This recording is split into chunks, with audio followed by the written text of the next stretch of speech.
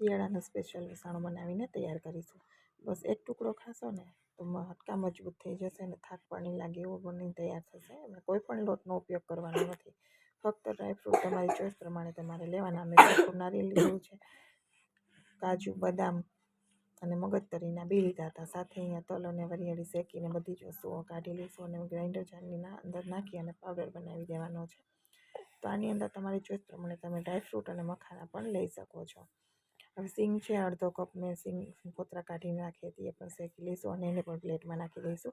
હવે અહીંયા ગોળ 2 કપ ગોળ લેવાનો છે, જે દેશી નેચરલી ગોળ આવે એ પીલો, અને સાથે 1.5 ચમચી જેટલું આપણે ઘી નાખી દઈશું અને બંને વસ્તુને પીગાળી દેવાની છે. થોડા બબલ્સ આવવા લાગે એટલે એની અંદર આપણે જે માવો, ડ્રાયફ્રૂટ જે કાંઈ નાખવું હોય એ બધું જ આની અંદર એડ કરી દેવાનું છે અને સાથે મસાલા કરી દેવાના છે. તો શિયાળાના વસાણાના જે મસાલા આપણે હોય એ જ નાખીશું અને ફૂલ વિડીયો છે એ મારી ચેનલ ઉપર અવેલેબલ છે, ત્યાંથી તમે જોઈ શકો છો.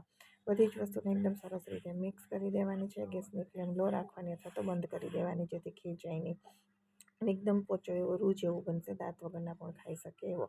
ઠંડો થાય એટલે આપણે ગ્રીસ કરેલી થાળીમાં ઢાળી દેવાનો અને ગાર્નિશિંગ કરી દેવાનું છે. તો આ વસાણું છે સ્પેશિયલ શિયાળામાં જ આપણે બનાવતા હોઈએ છીએ અને ગોળમાંથી બનાવવામાં આવે છે. બહુ જ સરસ એવું બનીને તૈયાર થાય છે. એકવાર જરૂરથી ટ્રાય કરજો. વિડીયો પસંદ આવી હોય તો મારી ચેનલને સબસ્ક્રાઈબ જરૂરથી કરી દે અને વિડીયોને લાઈક અને શેર કરવાનું બિલકુલ ભૂલતા નહીં. તો અહીંયા સરસ એવો ઢાળો ઢળાઈ ગયો છે અને આપણે કાજુ, ખસખસના બીજ, કાળા તલ બધું ગાર્નિશિંગ કરી દઈશું અને ઉપરથી વાટકી ફેરવી દેવાની, જેથી એક પણ ડ્રાયફ્રૂટ છે એ નીચે ખરે નહીં. એકદમ સરસ રીતે બધા ચોંટી જાય, ટુકડા કરીને નીચે ના ખરે. તો 10 મિનિટ જેવો ઠંડો થાય, ગોળનું ગરમ હોય એટલે ઠંડુ થાય એટલે આપણે એની અંદર ચોસલા પાડી દેવાના, જેવા તમને પસંદ હોય એ પ્રમાણે પાડવાના. તો આ રીતે બનાવેલું ગોળ તમે ખાશો ને, ક્યારેય તમે ખાલી ગોળમાં આવી રીતે બનાવીને નહીં ખાધું હોય. જો ખાધું હોય તો તમને ટેસ્ટ ખબર જ હશે.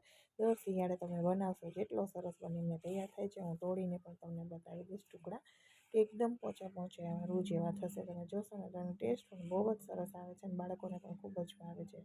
તમને રેસીપી પસંદ આવી તો કોમેન્ટ બોક્સમાં જરૂરથી જણાવજો.